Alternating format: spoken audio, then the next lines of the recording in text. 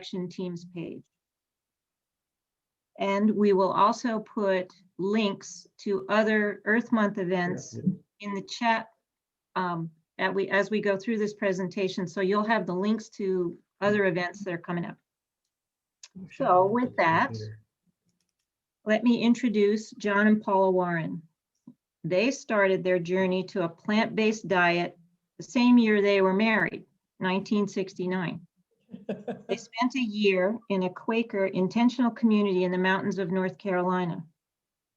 They learned that this community was not only a Quaker intentional community, but largely a vegetarian community as well. Neither John or Paula had any exposure to either Quakers or eating anything other than a standard American diet. So it was quite an experience. So you'll have to ask them what made them do that. Several years later, after reading John Robbins' Diet for a New America, they began to think there might be a better, healthier way of eating. And after researching the scientific basis for a plant-based diet, they became convinced of it. So tonight, they look forward to sharing their journey with you, and not to convince you of anything, but to enable you to consider other ways of thinking about the food we eat and its impacts on our bodies, the soil, the planet, animals, and future generations. So now I'll leave the rest of their story to them. Welcome, John and Paula. Thank you. Thanks, Betsy. I'm Paula. I'm John. Oh, you want to go or me? Yeah, we've been practicing. No, we haven't. We talked about. You can start. Okay, going back to our beginning in the Quaker community. What, you want to start with what we ate today? Or you want? Oh, okay.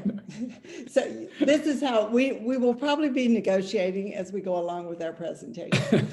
So I think it should go later. But Okay, anyway, when we started on this, it was very serendipitous how we ended up in this Quaker community.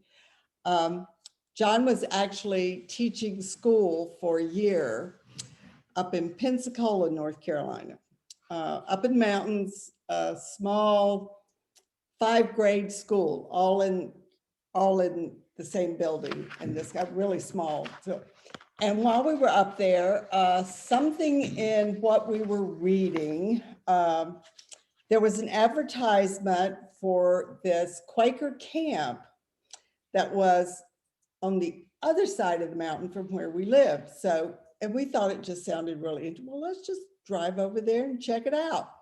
So we drove over there, discovered it was a whole community. There was a friends meeting there, talked to some people. Anyway, we eventually ended up moving over there. We rented a house and just kind of got incorporated into this community. And by the way, we were living in the house that for part of her childhood, Ann Tyler was raised in and homeschooled. So unfortunately, we didn't pick up any literature type skills while we were there. But there were a lot of people who were far more worldly than we were. Obviously, there were lots of people who had been involved in peace movements, all that kind of thing. And as a community, they got together a lot with potlucks and that sort of thing, which we were always going to. And that was kind of how we were exposed to people, not only who, yeah, I mean, most of them, there were a few that did not eat meat at all. Most ate some and dairy and that sort of thing.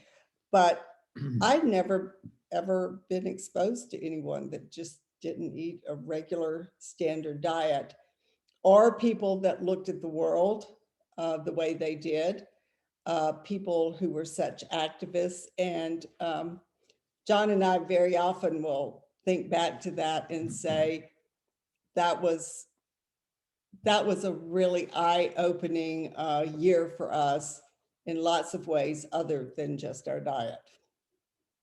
You want to say anything about it? We'll say that later. Oh. No, why? Now thinking about it, and first thank all of you for showing up. is that it was sort of an eye-opener after the fact. I think it was an eye-opener at the time. If you've ever been to a Quaker meeting, there's silence. And so you spin, and as the spirit may move, someone may or may not speak. We had grown up in a Methodist church in the South, and it was a good experience. And so you go to this, so that was a big difference. The second was that these people acted out their beliefs, and in a way that I think neither of us had ever experienced. I mean, whether it was being a conscientious objector, going to prison, not paying work, just, it was a really eye-opener, I think, educational in so many ways. And so that sort of planted a seed, I guess. And we kind of had a first person experience for one of the dearest people that we were close to in this community. She and her daughter had escaped out of Hungary when the Nazis were coming in. Her husband managed to sneak her out of the country, but he couldn't get out because he was a doctor and the Nazis made him work for them. And when you talk to someone that's their story, but they put it in a context of it's a part of their life, and it's not their total focus. It was just a life-changing experience for us to spend that year with all of these people. And that was probably our first turning point. So then in the 70s, looking back on it, we ate what we would call the standard American diet. We had two sons came along, and then my John Robbins wrote a book called Diet for a New America that, I don't know why I picked it up, honestly. My father was dying of colon cancer, and it's not morbid, it's a long time ago. My mother died in a car wreck in April, and my dad died in December. And so sort of all that came tumbling together. So I remember sitting with him, and he had a colostomy bag, whatever it was. And we would change that, and he died at home. My sister and I took turns. And I remember reading, I don't know why I was reading that book, Diet for a New America. It just sort of hit me, okay, my father, oh, by the way, he had a heart attack when he was 35, year I was born. So it was the first time, sort of mortality looking at you in your face. So I think that planted some seeds. What we're trying to give you a flavor, this was a long process. It was not a Damascene moment. I Yeah. heard someone use that term. It wasn't like, whoa. Yeah. But I think today it is for most people, a much faster process than it was for us, because there's so much more knowledge out there today than back when we first started going down this path. And there are tremendous resources that are available.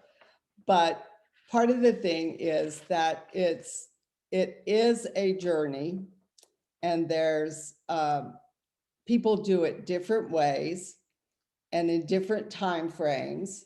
And it's easier now, but I will tell you up front, it is still difficult, because this is still going against the major food culture in the United States.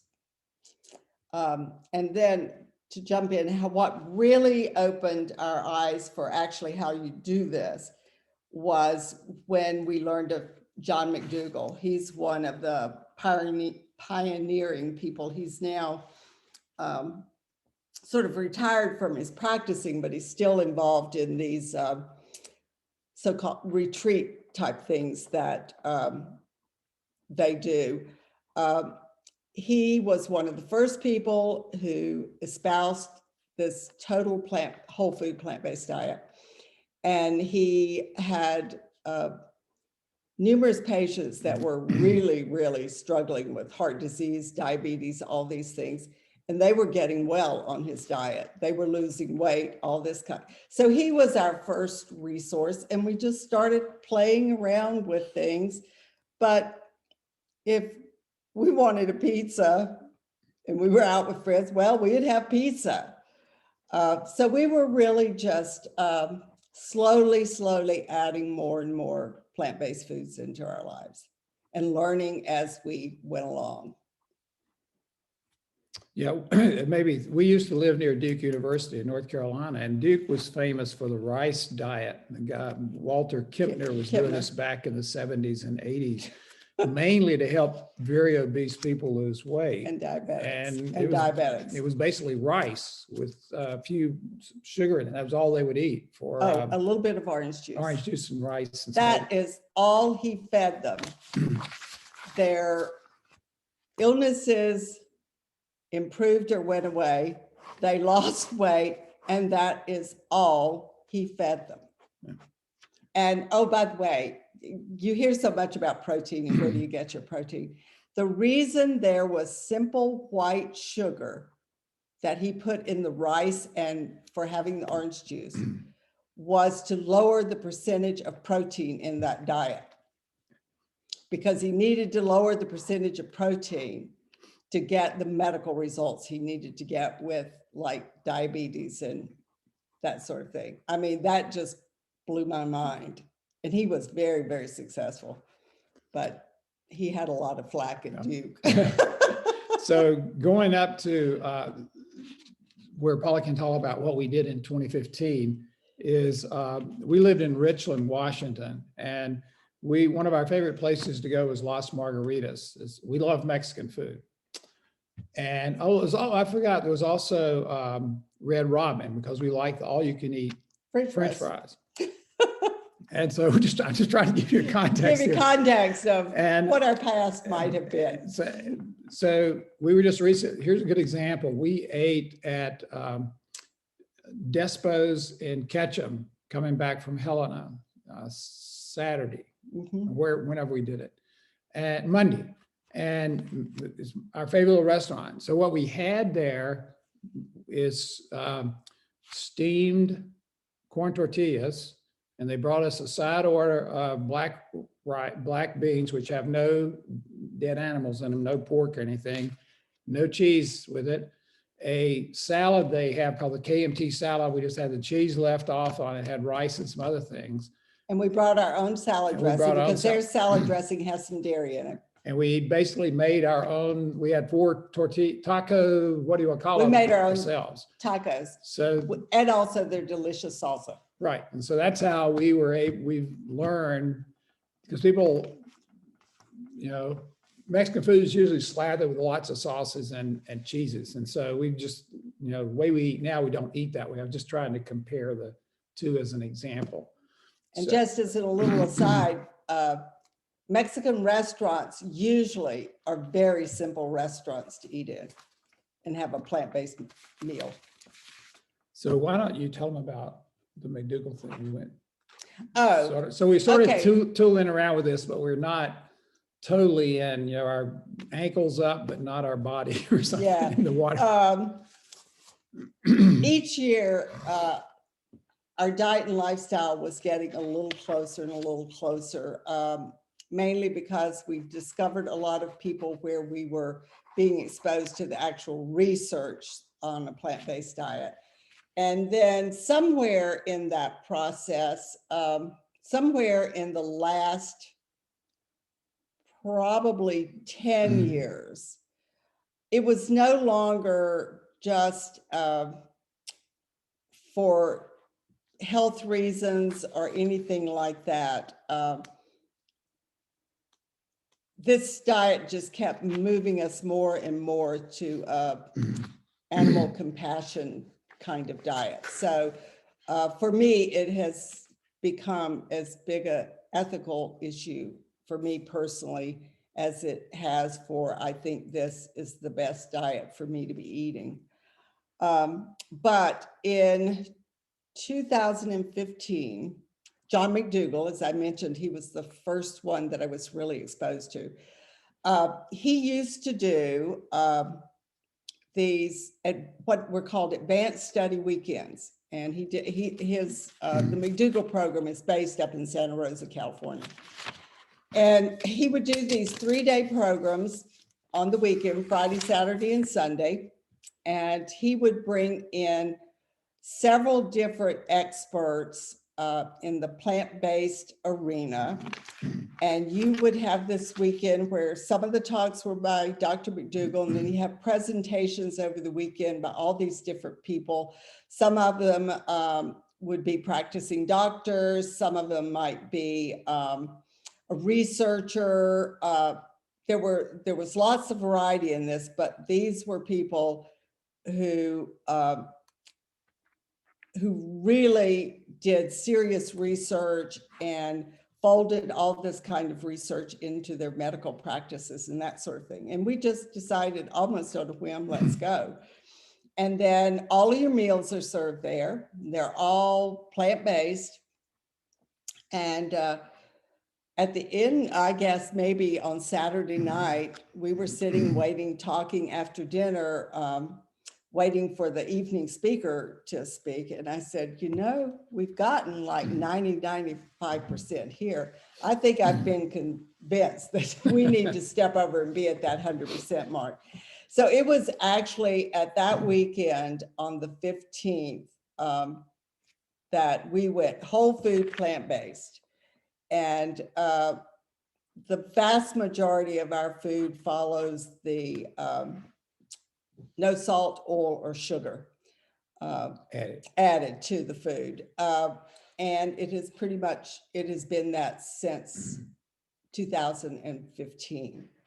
But it was a gradual process of getting there and just being interested in keeping up with the research that people were doing, and people who were coming out talking about in their medical practices what they were seeing when they were able to switch to a plant-based diet, get their patients to switch to a plant-based diet and that sort of thing.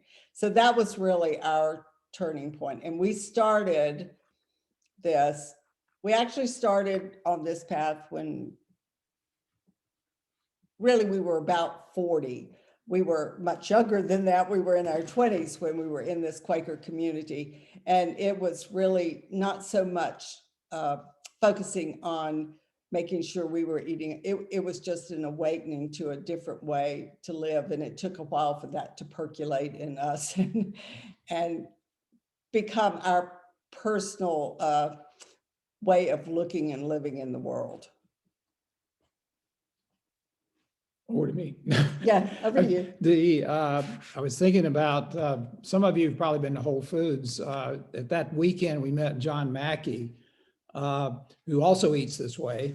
And he's one of the founders of Whole Foods. And he had worked out a program. They were testing using this on their employees that had serious health problems as a vehicle for two things. John's very much a capitalist and a libertarian in lots of ways, but very forward thinker. And his idea was, well, if I can spend $10,000 to get these people to eat this way, that's going to save me $100,000 on medical, that kind of thing. And anyway, they had been experimenting and had a lot of success doing that. And Mcdougall ran the medical part of the program and the food and all that. So just as an aside, that was yeah, he would send employees who wanted to go to the Mcdougall program, which is a live-in 10-day program. So we, earlier than me, Paula, I think, became more aware about the animals. Although if you've seen any, like I say, we're trying not to preach, I'm just trying to describe. I think I was not aware, what does it take for me to have a piece of meat in my mouth? Whether it's the animal or the people that have to kill it. And we're also concerned about, and we, in our references, we have quotes and references and all, but you cannot say you're concerned about farm workers and animal workers if you see what the people have to do so that we can have veal or meat and all. And I think that, and I did not think that way 5 years ago. I'm not sure what brought it to, but in other words, we cannot now envision not eating this way. I think that's when the hump went over. Yeah, when we It's not definitely like, went oh, over the I hump. gotta go, oh, I'm out at the restaurant. It's just It'll one be steak. okay. Zip, none of that. Whereas 10 years ago, that would not have been the case. Right, right. So that's why, Paula, it's a journey. For us, it's been a journey. And the people that we know, everybody has to have a different way of thinking about it. And so since we're talking about climate, we put together a sort of a 2-page sheet of ideas. And I'm gonna, if it's okay with everybody, I'm gonna share that, and we'll use that to talk or answer questions. Is that all right, you think? Yeah, and we can, let's see if this worked. And this is actually, Betsy's already mentioned, it's in the, what do you call it? In the resource list, but it might help us, might trigger questions you have, or just see. As Paula mentioned, there is an enormous amount of material. I feel sorry for somebody that wants to know something about this in a way, because there's so much. There's also a lot of disinformation. Okay. And so what we try to do is just put together some good ideas. So if you're interested or know somebody, so typically people are triggered by, we talk about health. That was our initial, maybe there's a healthier way to eat. Secondly, would be, let's see, what I call health, and then around the environment. I called it energy and water, but energy, climate, things like that. And we'll come back to this. And then the third was around animal welfare and how the animals are treated. And we now joke or cry, how can we talk, is it, we kill our cows humanely? Okay, now let me think about this a minute. I'm going to kill you, but it's like, ask George Floyd, was that a humane? I mean, okay, you're getting, I'm getting off the subject. okay, Sorry. he's getting a fire lit under him. Okay, I'll calm down. So I used to not to be like this. So anyways, trust me, he was not like this before. So there's that. I'm trying to give you the reasons people might come to this door. Okay. Right. And so what we put together was some resources for each of these. And then I know we have a lot of people in the fellowship interested in worker justice and things like that. And Civil Eats that right here, they're one of many programs looking at not necessarily that you're eating like we eat, but thinking about the relationship between the food system and people and how they're treated and as people. And all John, can you enlarge that? Oh, thank you so much. I can tell Betsy's done this a lot more than I have. Yeah. Well, that was Sharon's question. So that's very good. Good. Good. Thank you. Okay, and the one thing too is it took us a long time to figure out which things to put in here when you would have someone just starting out looking at resources. So we think we managed to get kind of a core group of listings in here that we know have a long track record and are very, very reliable.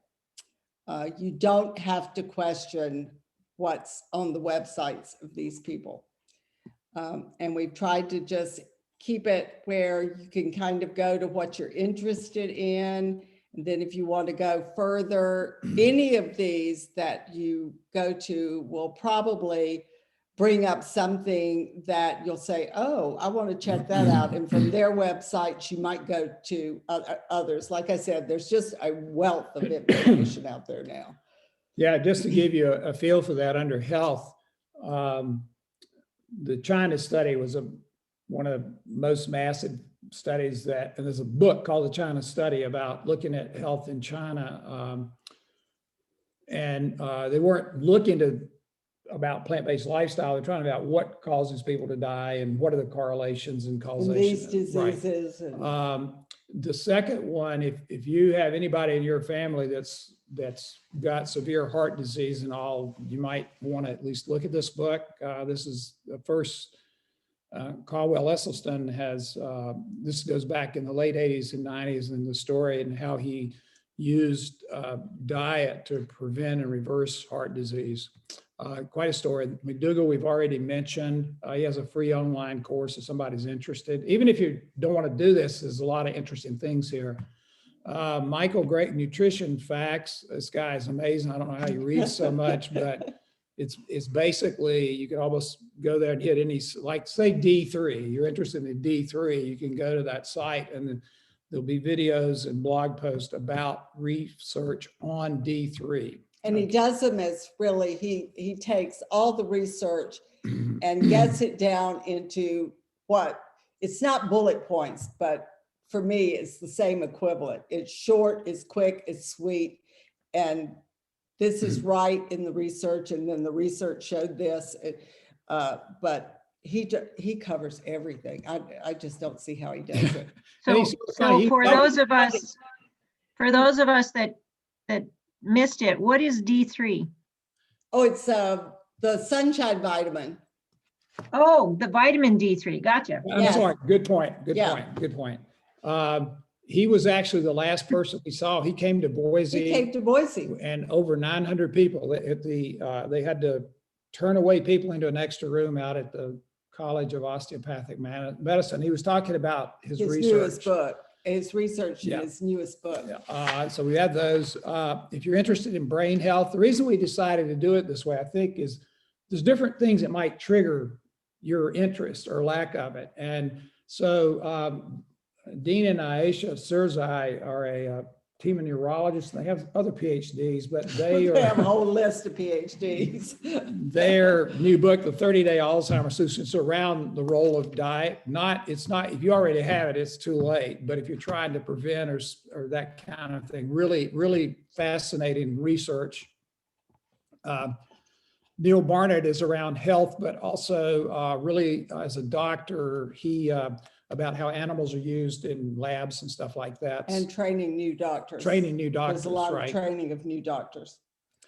Joel Furman's just another, a Nutritarian diet is still a whole food plant-based diet. It may have other nuts and stuff like that some people don't use nuts as much. Yeah, it's just a slightly different way of approaching diet. And he's had fantastic luck with his patients too.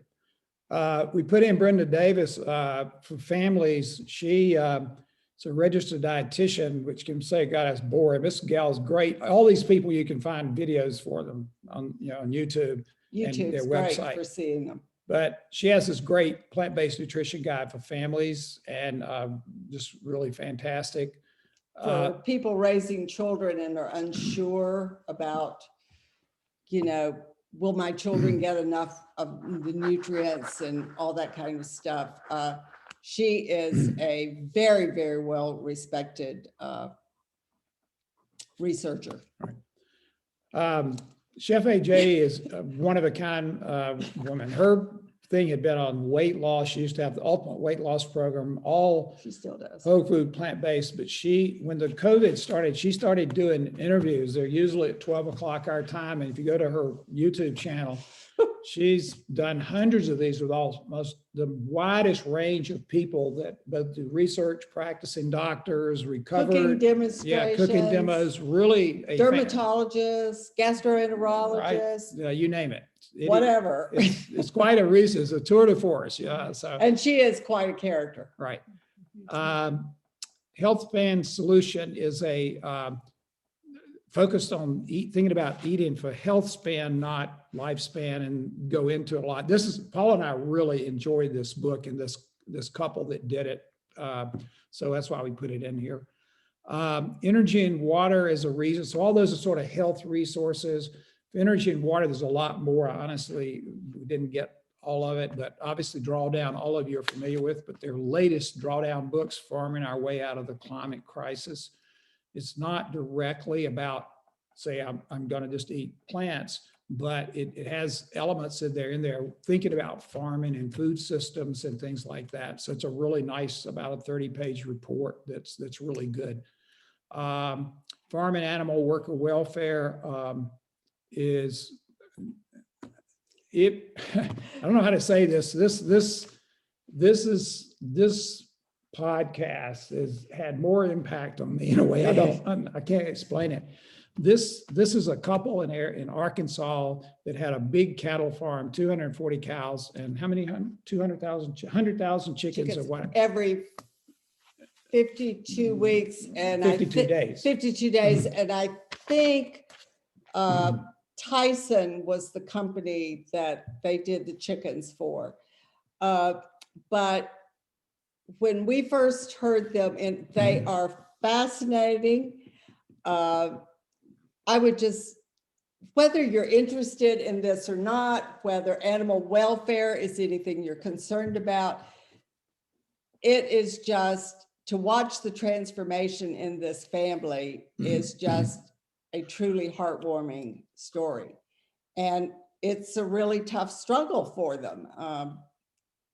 But we would recommend that anybody, for whatever reason, go and see the interview with the Barretts. Yeah, it really touched me in lots of ways. And I think it's because it's their life. We grew up in the South. So imagine you've grown up in the South. Who are you surrounded by? Other farmers. They do cows and chickens and pigs and all of that. And they sort of have an epiphany around health, and it's triggered by their health. Both of them had serious health problems, and how those got changed. And I usually go to her Instagram page every day or two because she's always has pictures and taught all their cows now. They have 240. When they made, this is how fast they made the decision. They still have the cows, and cows eat. And each cow now has a name, not a number. And now that can sound, you just have to, it's a really interesting, even if you just want to keep eating cows, it's fascinating. They're literally put their life savings and money on the line. On the line. Right. But anyway, they're just delightful people to listen to. Then regenerative agriculture, Patagonia and others are really there's a lot going on in the farm space. I almost think it'd be fun to get some experts sometime to just talk about farm systems, and because we have farming's big in this. And the soil is one of the biggest captures of carbon if it's done regeneratively. Right. And we need for our food growth to contribute to that carbon storage rather than releasing it always into the atmosphere. Well, that was fun. Oh, you're going to see all the things I've been looking at. Yeah. Oh, yes. I know what that was. Sorry. Okay. This is one of the things you learned when I was teaching. You make sure you're watching healthy, videos. You never know when it's going to pop up on the screen. Just a quick story. We had never been to Helena, Montana. And this past weekend, we went there for a meet for our granddaughter. And about halfway, I told Paula. Go ahead. It's about time for it. Yeah. Oh. Yeah. Okay. Sorry. Keep going. Okay, real quick. So if you drive to Helena, Montana, all the farming that we saw was not for people. And we just Everything realized this mile after cows. mile after mile. And it's not, even if you It like was that, either it's just cattle or grain being raised for cattle or hay or right. And whatever. So here it was we were. really interesting. Yeah, it was like you could almost take a student tour on there and then just see, what did you just see for the past 200 miles in the desert, incidentally. So, okay. Now, the last little piece, Paula said we talked too much. I've talked too much. Okay, so. No, it's just time. Yeah, we want to honor your time and if there are questions. So these are all different people that we've been exposed to. And we thought, well, people had different ways. If you're into science, you like the science, this gal has something called the Foodie Bar Way. It's a great way to feed all kinds of people, irrespective of whether they eat plants or just animals. Susie Cameron, you may know her husband, James Cameron of Titanic. They eat this way and have a school called the Muse School in LA that has it's all plant-based. She has a 1 meal a day. So just eat 1 meal a day. It's a neat little guide.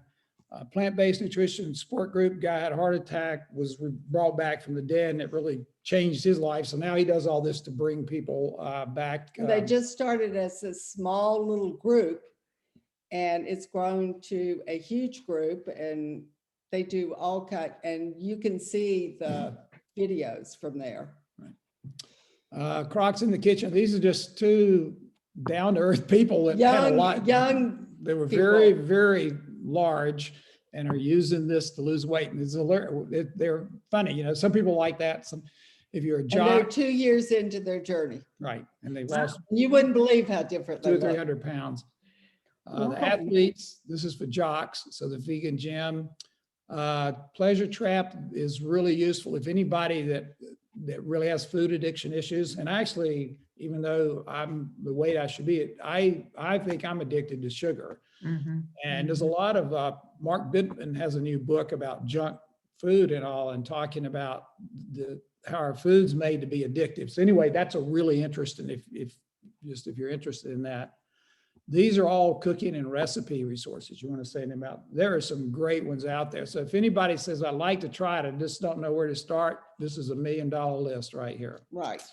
The one thing I would say for someone starting out is you really do have to go through some of these resources and find your own tribe, because the different ways that people present their information are going to appeal to different people. And so you find the ones that you relate to more, and it might be just personality style and how they present their information. It also might be the style of cooking that they do. And as an example, Nutmeg Notebook, that's Tammy Kramer. And it all started with her when she went through the maximum weight loss program with Chef AJ that we mentioned earlier. And then she started just a little like on Facebook or something, and she was getting all the responses people, and she's very much like Dennis and Sharon. She is organized, ... She's got it all lined up. And so she's a wealth of information, not only for the weight loss thing, but how to get organized. She's a batch cooker. She cooks the main part of their meals 1 day a week. And she's got it, or she shows you her refrigerator, what it looks like, what her pantry looks like, and then how she pulls these out. So she's just a really, and we have not, there's only one recipe I've tried on Tammy's that I prefer someone else's recipe over her. Jane and Ann Esselstyn, this is the wife and daughter of Caldwell Esselstyn, the famous, the guy who did the prevent and reverse heart disease. And Ann was the one that Caldwell, when he first had these 25 patients that he was working with at the Cleveland Clinic, when he first did his research, they would bring them over to their house and Ann would cook food for them. And then Jane's his daughter, and they are quite a pair. They are as down to earth. They are funny. And what I like about Ann and Jane, their food is simple to cook, very simple to cook. Kathy Fisher, her meals are really simple, and I even still like to go back. She will often post on her Facebook page what I had for lunch, and she'll have a picture of her lunch plate or what she had for dinner. And you realize how simple and easy this can be if that's the way you want to eat. But then, and the same thing, there are some great little cooking classes that Chef Ramsey Bravo does that are not expensive, and it's specifically cooking with plant-based foods. And he's talking about things about how to cook your food to increase the flavor in it. Now, for someone else who is a real cook, is interested in this and really wants, the Speedy Vegan is the person for you. She also does catering. She loves to do parties. So she's used to doing lots of really delicious, everything I've tried of hers is delicious. But she also has in her cooking demonstrations how to plate it, how to do it. She likes to garnish. I mean, she does beautiful things, but they're not, really, really complicated. So that's kind of the differences between those groups. And it would be, and all these other websites, the Mcdougalls have recipes on their site. Furman has recipes on their site. Dr. Barnard, PCRM, they have all of the others are, but these are cooking in that section. So you just find the group that the person that you relate to and the style of cooking that they do. We had a question a little while ago in terms of how many grams of protein do you know are recommended for the average adult? I think in the if you do the regular government recommended thing, it's like 40 some. Every single one of these plant-based doctors will tell you, if you eat sufficient calories and variety of food, you never have to ask that question. Yeah, okay. You literally never has. In fact, there has never been a case of protein deficiency in the world unless there is calorie deficiency. It doesn't exist.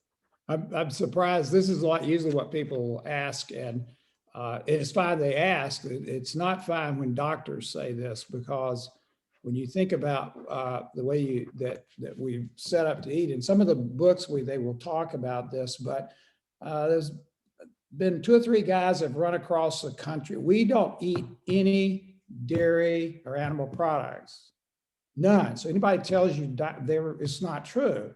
And they're performance athletes, ultra marathoners. I can't do that. 100 miles an hour, no, 100 miles a day. Yeah. And the guy just ran across the country to support something. The whole thing was on plant-based. And if you look, next time you're in Costco, pick up a bag of frozen peas and look at what we were just shocked the other day, how much is in there. So it's not just protein, it's all this other stuff that you get with it. And so we have no. But I think people do get the idea that, you can eat sufficient food and still not have enough protein. But if you're eating a balanced diet and you've got enough calories to maintain your weight, you have plenty of protein. I just thought of something that was hard to learn is we don't use olive oil, and we eat a lot of onions. So we had to learn how to saute onions with water. And believe it or not, you can do that. You can do it. And it takes practice. But Tammy on Nutmeg Notebook, she has a video that'll teach you how to do it. I mean, but we had to learn on our own. Now there's people, and there's the little tricks of the trade. That doesn't mean if you don't, okay, you want to keep using olive oil. In our case, we try to really not do that, but and it's, do that. So good portion of plant-based people still, they use oil, salt, and sugar. Right. We use dates for sugar. Yeah, so we were going to say what we ate for breakfast or for lunch. So I had a half cup of steel cut oats, put boiling water in there, some raisins, a tablespoon of flaxseed, a tablespoon of chia seed, half cup of blueberries, some orange and apple. Orange and apple. And then we'll sweeten that with date paste. And that's quite a meal. Milk. Plant and like a soy milk. And we make our own almond milk. It's half almond and half oat. And that's a meal. That'll fill you up. It'll fill you up. Yes, it'll fill you up. And then when we're traveling, Paula, the Nutmeg Notebook, Paula makes muffins that have no added sugar, oil, or salt in them, and they are. And each muffin gives you about a half cup of oatmeal in it. So that's how you we eat it like so like you like it's a bowl of oatmeal. Cinnabons, it won't work. I still love the smell, stuff if you're in an airport and you smell Cinnabons, it's like a truck stop. So I don't know if there's other questions or comments or ideas or stuff we had. I have a question. When you go out to eat in Boise, where do you go and what kind of choices do you have? Good question. That's a really good question. And I have to think about it a lot now because actually we go out to eat a lot less than we used to. And before COVID, most of the time we went out was because we were meeting someone else that wanted to go out to eat. Because we have reached the stage that we really like our own food best. It just tastes better to us. And But we meet our kids at Wilder downtown. John will have pizza and a salad. I will just have a salad because I don't do gluten, but he does pizza and a salad there. And you want to tell him how you do your Yeah, pizza? so, and we've And it's got really pizzas good. at 10 Barrel the same way. Same I mean, way. basically no cheese, and you have them put Red sauce. red sauce on it. And at Wilder, they use sourdough, so it's just whole wheat and water. It's It's more, not whole wheat, it's, or whatever kind of wheat yes, it they're is. wheat. And so you say, well, that doesn't sound very good, but then I'll have them put different kinds of vegetables on there. And it's amazing how many times we'll get a pizza like that and everybody else is like, well, what is that? What is that? And What's so that pizza? learning how to not like cheese takes time. And part of that And cheese we will- is addictive. We kind will of- tell yeah, you, It's hard. cheese was the hardest thing we gave up, and it was the last thing we gave up. So, let's see, sometimes in Mexican restaurants, we've eaten at Asiago's, and Paula get gluten-free pasta. We'll get A tomato tomato sauce and the salad. The challenge, this is for us, this is not more, is that when they saute the vegetables, they're covered with oil. And we don't like that anymore. I mean, they really are. Just next time you're eating out, We've they're just lost the taste. yeah, and so for it. I don't want my food to taste oily. And so they will steam it or something like that. I will ask them, and they do a really Yeah. good job of sauteing it in just a little bit of white wine. And I know when we get the simple tomato sauce on the pasta, it has olive oil in it. So we don't worry about that kind of thing when we are there.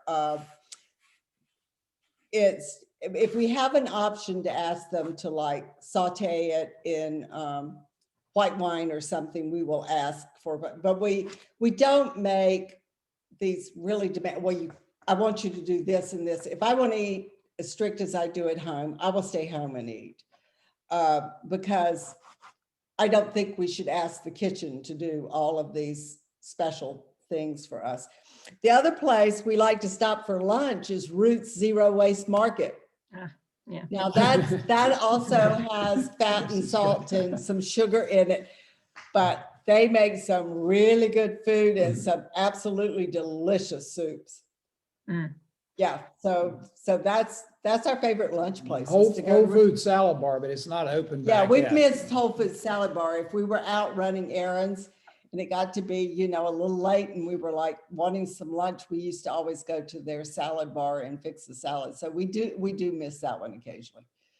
I've had a couple of other suggestions, the Blue Note Cafe, which I believe is downtown, Mhm. and Kabrooms, which is Ethiopian.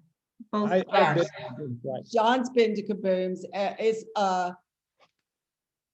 High Note Cafe downtown. High Note. Okay, High Note, yes, thank you. Yeah. yes. And I forgot about High Note. Haven't been there in a while. actually, we've been to Zeke's. There's one across from Flying M and there's one in Yeah. Eagle. And they now know us because We're in the computer. and we basically put extra garbanzo beans, leave off the cheese, and you almost always, people like us, when you order a salad, they'll say, well, what kind of protein do you want in it? And I said, well, I have protein in the salad. And we give them a little talk about what's We've in the got all of our salad. beans and stuff. But seriously, and if you went fancy, we don't. We have some friends that love to go to steakhouses. Steakhouses are usually good. We'll get a baked potato and Baked potatoes. steam greens or something like that. Or a salad with it. And most steakhouses have really good salads that you can get with it, and most of them have sides of roasted vegetables. I know one of the couples that we used to go out with before COVID happened, once or twice a year, we would go to Chandler's. And we would get a baked potato and a salad and their roasted vegetables. And it was an absolutely delicious dinner. We have one other question here that I don't want to lose. Why are olive and peanut oil and beet cane sugar not a plant food? Oh, they are a plant food. They are a plant food. Why don't you explain this right up here, What are we going to explain? this journey thing? It's that right there. That's what they're Okay, because the doctors we have chosen to basically design our diet and lifestyle on are doctors that this is what they recommend for their patients. Mm. And like I said, when we're traveling and stuff, we don't worry about it as much as other times, but they are plant-based foods. So that's part of the personal decision. And one of the reasons that the doctors we follow don't use salt, oil, and sugar with their patients is because those are 3 foods that are found to be really addictive for people. Mhm, mhm. But there are 2 foods that I really miss salt on. And one of them is baked potatoes, and one of them is lima beans. Now, I know we're really strange people. Most people hate lima beans. We happen to love lima beans. And I will do a 1/16 of a teaspoon of salt on a potato. It's just enough to give that topping, and I do it on lima beans. Those are the 2 things that I want salted. So I take what little salt I'm gonna add to my diet, and I do it when I'm eating potato and lima beans. Yeah, remember, And we would grew you- up in the South, so we would have had lima beans, but they would have been They would have butter, probably a lot of butter. They and would salt, have butter and salt on and them. maybe Yeah. ham hock in it. Mhm. That's Yeah. what we grew up with. Yeah. Mhm. Would you comment on tofu? Oh, I love tofu and tempeh. Yeah. I see Tom holding his hand up. Yeah, Paula Yeah, makes, yeah. our kids and granddaughters are not whole food plant-based. They know we are. And when they come here, Paula will make a food buffet of all kinds of things with rice and, 10 different, and then they can put together whatever they want. No complaint. They always will go We back have to seconds. we have rice bowls, Yeah. and I've Mm. What about the tofu? and I Maybe. know that they're, neither one of them eats closer. I mean, she eats a lot more vegetables and things. Our food doesn't seem necessarily strange to her. But if they're coming over and whatever, I'll ask the girls, well, what do you want?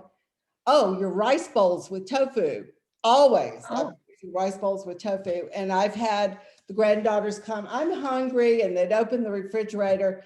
And if I happen to have some leftover marinated tofu in there, Nana, is that tofu? Can I have that? And they will just eat it out of the bowl. That's great. Well, We got all the Any- answers. I hope we didn't talk too much, but try to give you guys. no. Are there any other questions that people would like to ask now? We'll just kind of open it up for people so you can unmute yourself and ask if you've got a question. Betsy, one thing, and we have our emails. Maybe you're Yes. not interested, but I think if you bump into anybody that has any interest, it's always easier to talk to somebody. So Paula, give Paula a call, and if they had questions or they just want to see what these weird people look like, or Yeah, you can email us or telephone, call us or whatever. But like I would say is sometimes this pathway has been a real struggle. But other times it's just, we've reached the stage, there are easy ways to manage it if it really is a driving force for you, for whatever reason you want to do it. And it can be very pleasant. And my thing where I said we don't eat out all that much anymore simply because we prefer our food. Our food is really, really simple. And we prefer it. And I thought for people who have been doing this for at least 5 years that I know, almost all say the same thing. It's a simple diet. It's simple diet, and they get used to the simple food, and that's what they prefer. Yeah. Well, John and Paula, thank you so much for sharing your journey with us. It's been inspiring. I want to go to my refrigerator and throw out all the animal protein that I've got in there now. But I live with a carnivore, and so, yeah. I think, Tom, did you have a question or comment? You muted, okay. Yeah, okay, can you hear me? Yes. Okay, well, thank you, John and Paula. This was a lot of great information, and I admire you because, people and their food, it's so personal, right? It You can't- is. You can't talk to people about food without offending them or hurting them, or they get upset and they get defensive. Everybody's defensive about how they eat and what they eat, right? Mhm. So Right. this is all wonderful information, and I've been vegetarian since 1972, and I actually let go of red meat, and then I let go of chickens, and I let go of fish, and only in the past 15 years that I let go of cheese, because you're right, cheese is a Cheese hard is one to let. hard. Darn that cheese. Darn that cheese, it's really, really hard. It's really hard, yeah. But the one thing I would say, and we have never been where if we're with other people, if they want to ask us a question about, oh, what are you eating or whatever, and then why you are, we just simply explain why and figure if they want to know more, they'll ask us. Mhm. Mhm. We don't feel any compulsion to convert everybody we run into. I think what happens, like for a lot of people that you would run into in some of these websites, it very quickly changes their lives. When, like with a lot of Esselstyn's patients and people, okay, this is gonna be really short, is they go from angina and shortness of breath to within a very short amount of time, going out and going for a walk and having no chest pain. And I mean, those people make really quick changes. But for a lot of people, they just see the difference in you, that you have more energy or whatever. And if someone should ask, oh, what's going on, you're whatever, then we would tell them. But we leave it open to them to approach us. We don't try to convert anybody. I just want to though add that, really this talk about climate and the best thing you can do for our climate. And you look what we're doing to the Amazon rainforest, Right. we're burning it down so they can plant more, have feedlots or cattle, but they're also growing a lot of soy too. And I'm not sure why Right. they have to do that so much, but Because they're feeding it to the cattle. soy, Yes, yeah, that's not right, because they're supposed to eat grass, right? they're supposed to. They aren't supposed to eat corn either. And most we have corn. That's right. So anyway, but all the energy that goes into the production of meat, and then we could save the planet, really. Yeah. Also the Well, the runoff, all the chemicals being used in your meat. If you just those reasons alone should make you want to eat less of it. So Yeah. anyway, thank you for your presentation. It was very thorough and fun hearing your story. Thank you so much. Thank you. Thank all of you. Thank you, Paula and John. Appreciate your time, your sharing your background with us. And as I say, it's inspiring. So for the rest of you, you can hear John and Paula again on May 4th at 7. So, and we'll look forward to Tom next at that next presentation. That's Where's the Beef Part 2. So there'll be more practical applications then. And thank you all for coming tonight. So I will turn it over to Sharon and Dennis for kind of a wrap up. I just want to thank you all for attending. Dennis and I are the co-leaders of the Climate Action Team, and it is a team effort. And we're delighted that John and Paula were able to share their information with us tonight, and thank them for their next opportunity to listen to them. So you may be aware that this is Earth Month, and by golly, we have a lineup for you. So on Thursday night, which is Earth Day, there's lots of things going on. Booth is hosting a film screening, the film called Kiss the Ground. Go to the webpage that's listed in the chat. That's the CAT schedule, and you can see a trailer. There's a variety of information about Kiss the Ground. It's also streaming on Netflix if you have that platform. But we'll be showing the film on Thursday at 7. And the next night, because the film is about 85 minutes, we're going to wait for the debrief and conversation about the film for the following night, Friday night.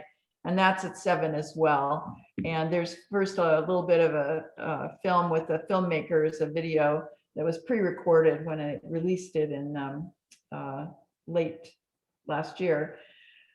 So then Monday, as Betsy mentioned earlier, we've got the Meatless Monday cooking demonstration. Chef Michael Alvarado and his able assistant, Reverend Sarah, will be cooking pozole rojo, and with a beverage and appetizer to go with it. And the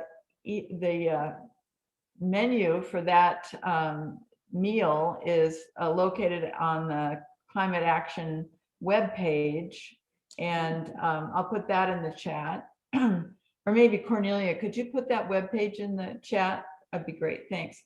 And you can see the meal, the menu and the ingredient list, and you can follow that, and you can cook right along with Chef Alvarado. So that's Monday the 26th, and Sunday, May the 2nd, Tyra Benoit is going to come back again this year and talk about climate justice.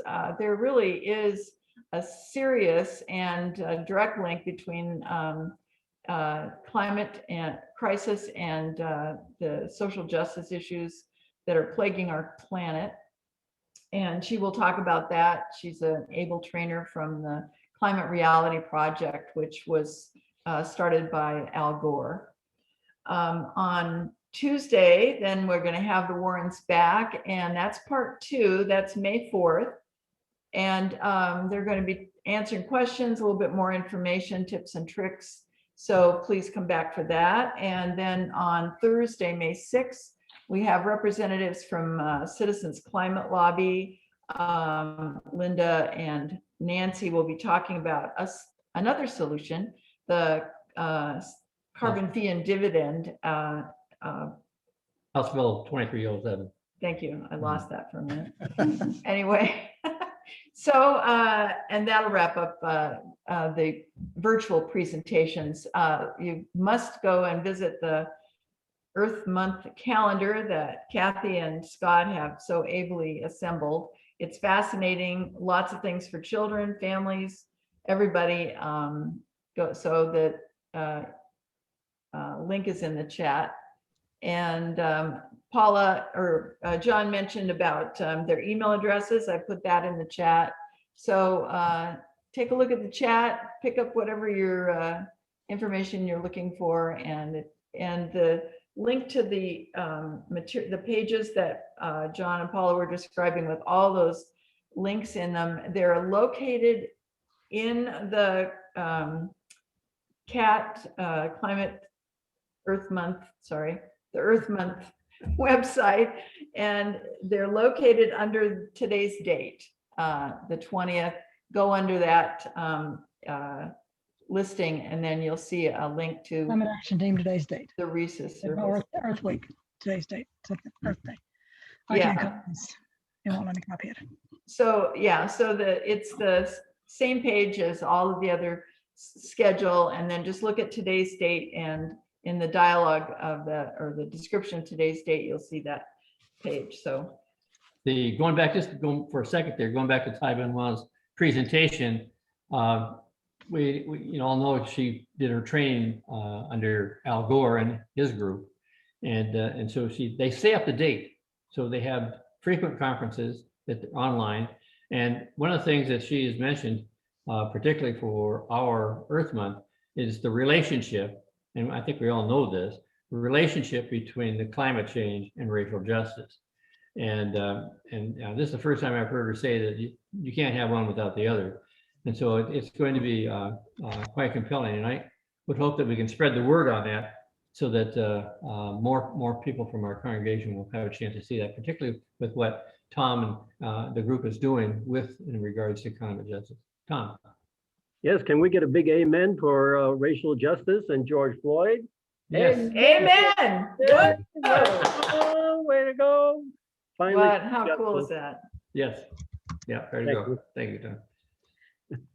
So that's it, folks. Unless there's any other questions you might have, we would be delighted to see you again at the next Earth Month activity. Yep. Yeah, busy week. Oh, somebody's can't copy the chat. Can you print it somewhere where I can find it? I'll email it to you, Wanda. Thank you. I think we can save chat. Oh, can't or, They've got it. okay, or if anybody wanted to email John, he'll send it to you. we? Okay, I think they're talking about the chat, but those links are also available. Yeah. Blanca's in the waiting room. I'm beyond. What'd Oh, she get to? Blanca, what's she doing? I don't know. Well, looks like somebody's in the waiting room. We'll chat. We'll visit with her. So anyway, thanks so much for coming tonight. Everybody. Okay. Thanks, Good job. John. Thanks, Paula. Way to go, John. Way to go, Thanks, Paula. Tom. Yay. Bye. Way to go. Everybody. Yes. Right Good on. night. Bye. Bye-bye. Hey, Blanca. She there? Yeah, you're right there. Hi, Blanca. Are you there? Can we save the chat? I don't have the ability to save chat. Well, Is it down in here somewhere? Yeah, those buttons right there. Hi, Blanca. How are you? Oh, you're muted. I can't hear you. Have you finished? Yeah, just. Yes, okay, that's okay. I was at another Zoom meeting and I